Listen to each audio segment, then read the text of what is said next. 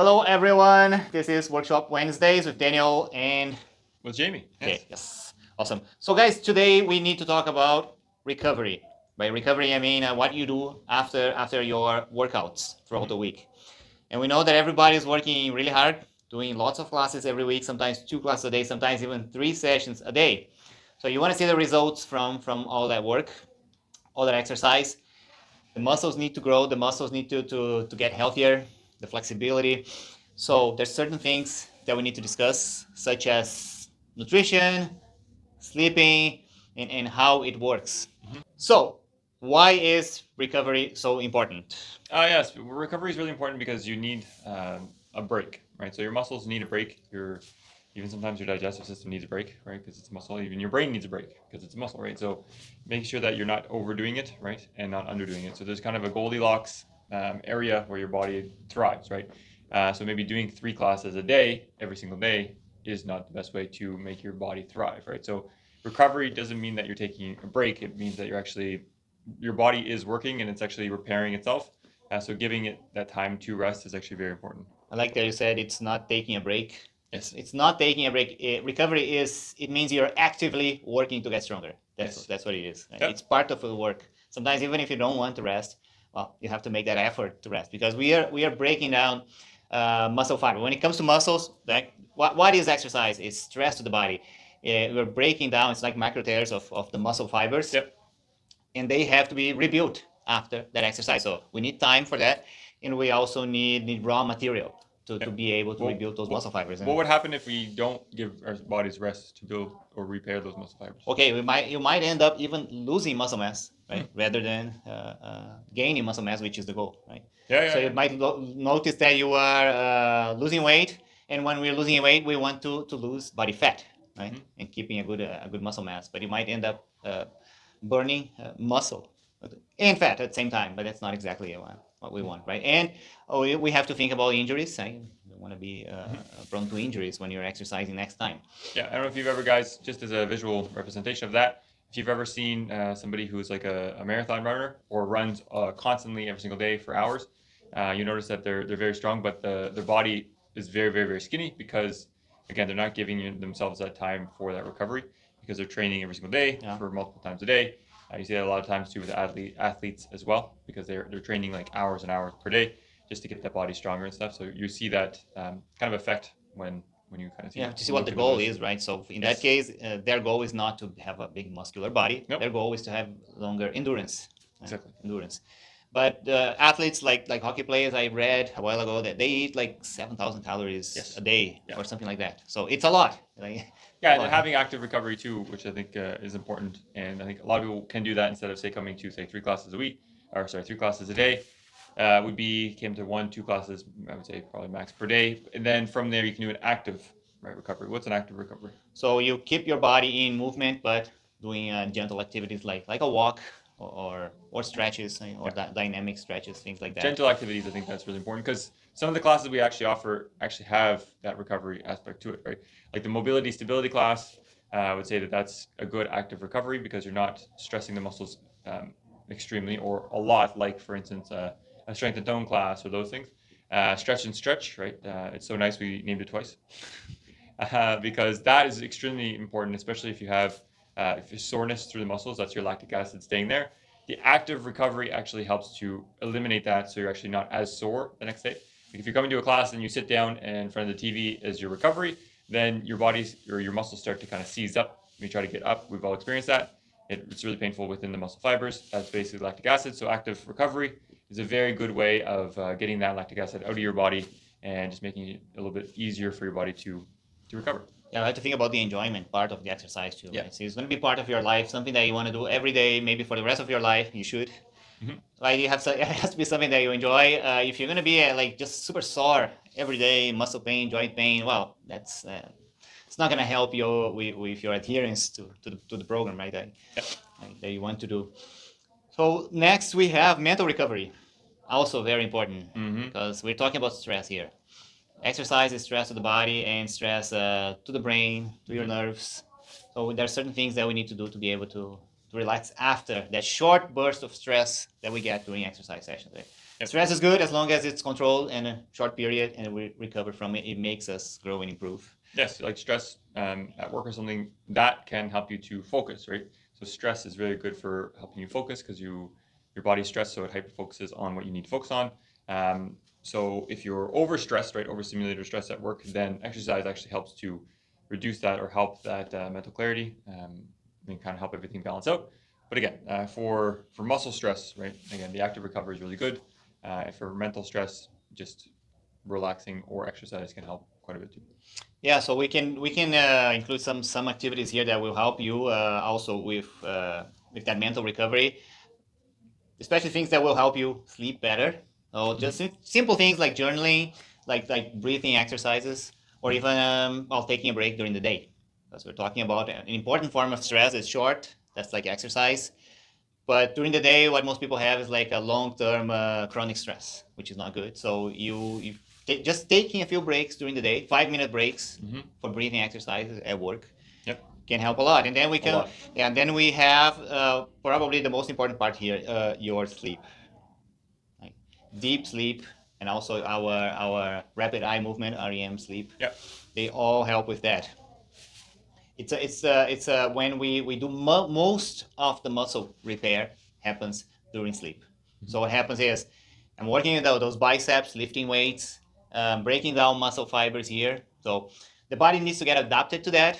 So you're gonna eat your protein, your carbs, you drink your water, so you have the fuel to rebuild those muscle fibers. All that work is done, or most of that work is done during your sleep. So we don't grow muscles during exercise sessions. Actually, we do the opposite during the exercise session. We stress the muscles. Yep. So practical tips for sleeping better. Not looking at a screen before bed. Okay, With good about one. an hour, or if you are looking at a screen, right, maybe if you can't cut that off right away, especially like scrolling Facebook or something like that, then your phone has a blue filter already on it.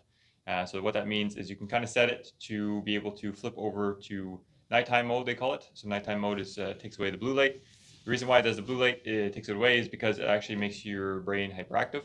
So any blue lights or anything like that, even in your house as well, like if you have a lamp on next to your bed, it should always be a very warm light. It should not be like a light that you would have in your bathroom or your kitchen normally, or very cool lights, just because that mimics the same as the sun. Right? So if the sun is out, your brain's active. When the sun goes down, it's time for sleep. So if you have those lights on, it really makes your brain hyperactive.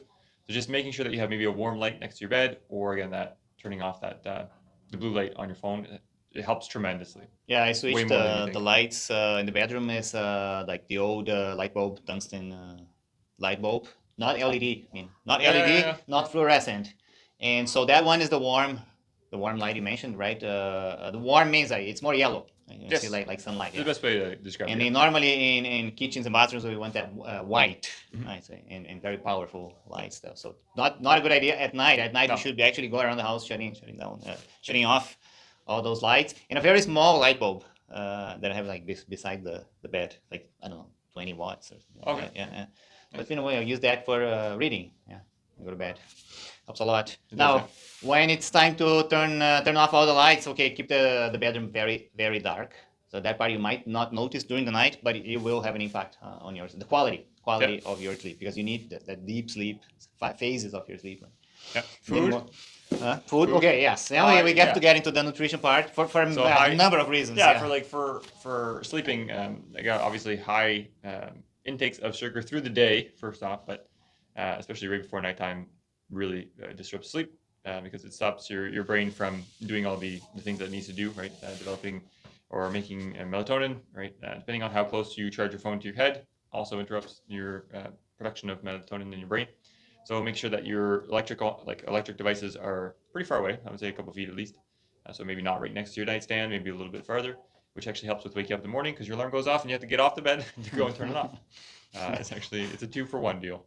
Okay. Now nutrition. Yeah.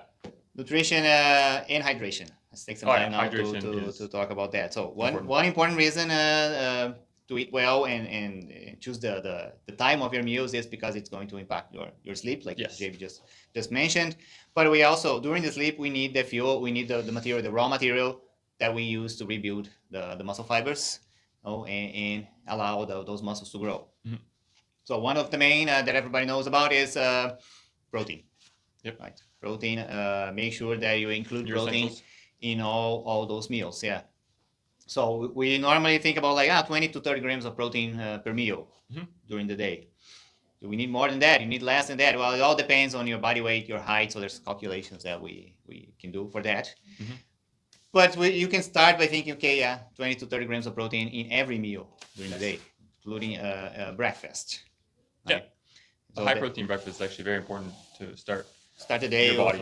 regulating blood sugar, working like Yeah. foods that make you satisfied and Yeah, a stop lot of eating foods gluten. here in North America, you usually start out with a lot of sugar.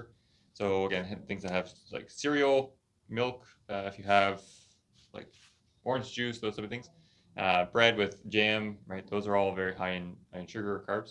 So just making sure that you maybe make that switch over to more higher protein, right? Could be scrambled eggs, could be boiled egg, could be think of a lunch or supper that you would have, could be leftovers from last night's supper. Instead of using it, maybe use it for lunch and breakfast.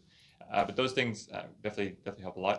Might be weird at first to maybe have like either a sandwich or last night's supper for breakfast, but it actually does help quite a bit.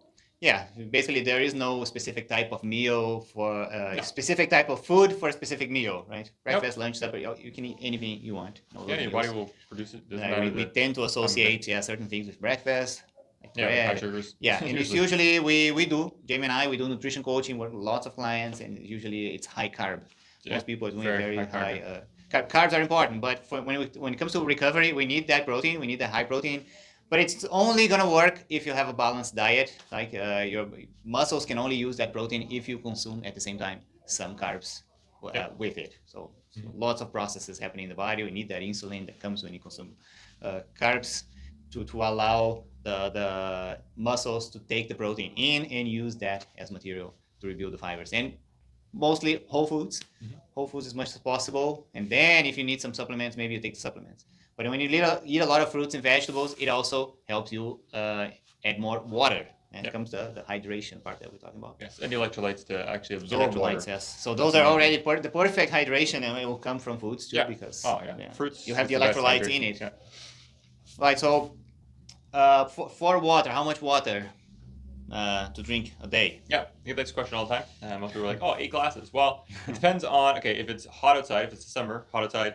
If it's humid outside, then you're going to need, again, either more water if you're sweating, right, or less. So it all depends on like weather and everything else. So the best way to judge is actually the color of your urine.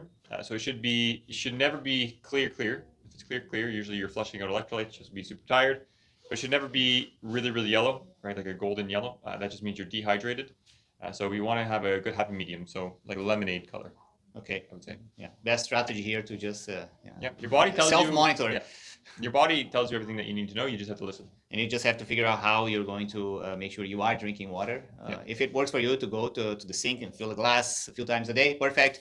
A lot of people tend to carry a specific bottle during the day, right? Yeah. So make sure that you're drinking from the bottle in the day, not like all at once. You have to self-monitor, see if you're having enough. If not, find it's very similar. Yeah, it's very similar to like a protein where you can say, for instance, you like skipped all your meals, and then you had one meal that had 60 grams of protein or 90. Your body won't absorb that. So it can only absorb between 20 and 30 grams per sitting. Same with water. Your body can't absorb all 2 liters if you drink all 2 liters at one time at nighttime or something like that. Your body can't absorb that and use that efficiently. So having small sips through the day is very important. So not like, again, okay, morning I'm going to chug half a liter to 1 to 2 liters, and then at nighttime you can't split it like that. So splitting it like meals is a good idea, or again a little bit through the day. Just sips and sips through the day, right? Not trying to get all in at once. So try to keep that monitored, because it's more efficient for the body to just do it in sips. Okay, if we put it all together now, let's say hands-on here, practical approach. We have item number 1, sleep. So how much sleep? 7 to 9 hours. 7 to 9 hours a day. Yep. Right? It will vary from person to person, but you have to figure out what works for you, especially by monitoring how you feel during the day. Yeah. Right? That's the most important thing. How you feel during the next day is a good measure of the quality of your sleep. To help you with your recovery, you also need good diet and protein. Again, how much protein a day depends from person to person. 20 to 30 grams of protein each meal, starting with a good high protein breakfast is a good idea. Hydration, well, carry your water bottle around. Make sure you have your few glasses a day, and monitor by the color of your urine. movement, extra movement, like beside the exercise that you're doing, right? Like the walk that we mentioned. Yep. What would you say, like for that active recovery would be like? Okay, go for a walk. Yeah, go for walk, a- bike, hike. You can even do stretches and stuff at home, up and down stairs at home, right? Not like with weights or anything like that, but It's like a just 30-minute taking- session. Oh yeah, Yeah. like 30 minutes. You can do some stretches, some mobility moves and stuff at home. Which is more common for a walk or for some stretches. Yes. Like you're not gonna go on an 8-hour hike. No. Hikes are longer usually, right? So those are for the No, days. you that won't be doing like you don't intense do- yoga or something. Where you're gonna Yeah, hold, yeah, like, yoga really can hard be hard. positions, right? It's more about, again, more flow yoga, more stretching that way. It will help a lot. Yeah, and then we have to think about the mind, the stress, to have faster and better recovery. If you're super stressed out, you have that chronic stress, work, family, whatever, you have to start managing that as well. Oh, and there's some activities that we mentioned. Deep breaths before bed, things like journaling, gratitude, Yep. writing what you're grateful for daily. Yeah, 'cause then you can sleep on it. Yeah. Breaks during the day to do those breathing exercises, Mhm. breaks from work.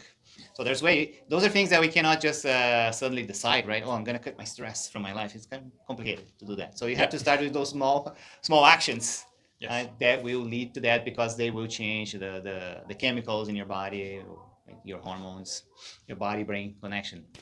So we have sleep, nutrition and protein, hydration, movement, and taking care of that stress, taking care of your mind. Yes. Very important for your recovery. If you In want general. to see results Yep. from all the hard work you're doing in the gym, let's work on that. Yes. Perfect. If you guys have any other questions or suggestions, Yeah. let us know. What you want to hear? Let us know. Comment down below. We'll see you guys next week. See ya. Have a great day.